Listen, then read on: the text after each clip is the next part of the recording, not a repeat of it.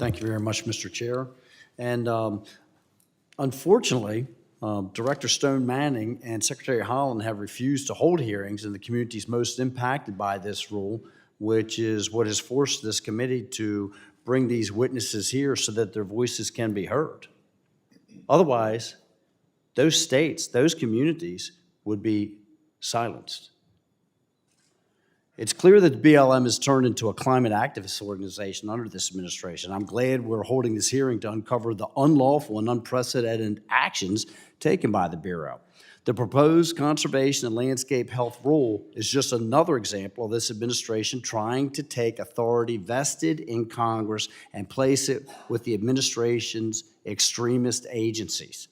This administration is threatening Montanans' access to public lands to advance their own environmentalist agenda. Changing the BLM's multiple use mandate without the proper input from Congress, as well state and county governments, is an unprecedented power grab.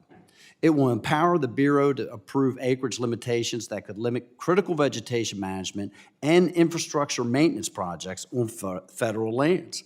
Furthermore, this rule will mandate the BLM manages for preservation rather than meet the multiple use mandate provided under the FLPMA.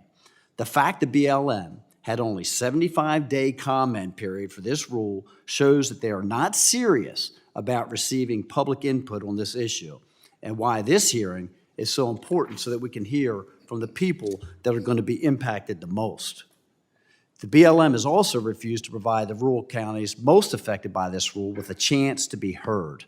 Instead, they're holding listening sessions only in the major metropolitan areas of Denver, Reno, Albuquerque, far removed from those stakeholders who feel the results from this destructive rule, when it clearly contradicts the intent and the language of the Taylor Grazing Act and the law.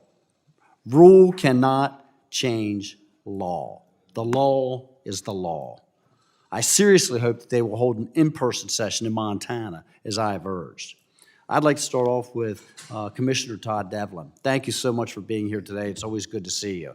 You mentioned in your testimony this proposed rule gives the BLM a new ability to create a de facto wilderness study area of any size without the input of the state and county governments. What would be the short-term and long-term results of giving the BLM this power in your county, which about 43% of it is currently owned by BLM? Thank you, Representative Rosendale, for the question. It's a good question that's difficult to answer, but I'll try to answer it from hometown point of view. My county is Bankhead Jones land. A lot of the federal land is Bankhead Jones, which means it's checkerboard ownership. It's not in blocks. The only block that we have in my county is probably the Terry Badlands Wilderness Study Area. Other than that, it's private, federal, checkerboard throughout. So by using the ACECs and conservation,